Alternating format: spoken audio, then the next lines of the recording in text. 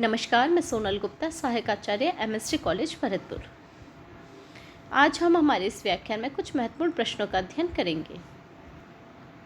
ऋक, यजुष, साम, अथर्व ये चारों क्या कही जाती हैं? उत्तर है संहिताएं अथवा वेद। महर्षि वेद व्यास का वेदों के विषय में क्या योगदान है? महर्षि कृष्ण द्वैपायन ने एक साथ और अविभक्त वेद मंत्रों का व्यास करने का कार्य किया, इसलिए वे वेद व्यास कहलाए। महर्षि यास्क ने किस ग्रंथ की रचना की है? महर्षि यास्क ने निरुक्त की रचना की है। वैदिक ऋषि मंत्रों की दृष्टि से क्या माने जाते हैं? वैदिक ऋषि मंत्रों के दृष्टा माने जाते हैं, मंत्रों के कर्ता अथवा रचयिता नहीं माने जाते हैं। प्राचीन काल में प्रचलित 8 प्रकार के पाठों से वेद मंत्रों की क्या बनी रहती थी? प्राचीन काल में प्रचलित 8 प्रकार के पाठों से वेद मंत्रों की शुद्धता की रक्षा बनी रहती थी।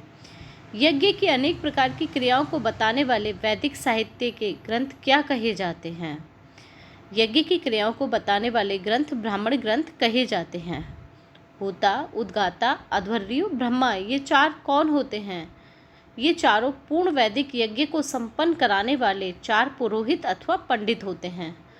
पुरुरवा, उर्वशी, यम, यमी, सर्मापणि ये तीनों वेद में किन सूक्तों की श्रेणी में आते हैं?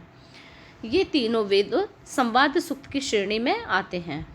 प्राणियों के जीवन को सुखमय बनाने वाली और आशीर्वाद देने वाली शक्तियाँ वेदों में क्या कही जाती हैं?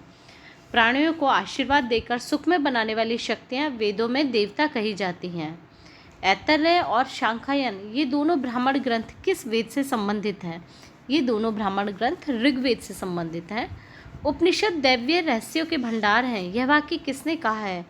उपयुक्त वाक्य दाराशिको ने कहा है। वरुण सूक्तम के दृष्टा ऋषि का क्या नाम है? वरुण सूक्त के दृष्टा ऋषि का नाम शुनहशेप है, जिसका अर्थ होता है सुख अथवा आनंद का स्तंभ।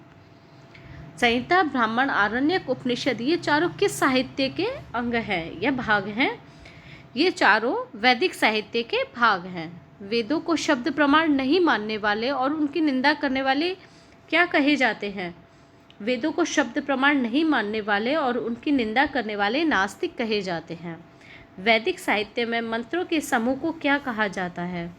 मंत्रों के समूह को सूक्त या संहिता इन नामों से जाना जाता है।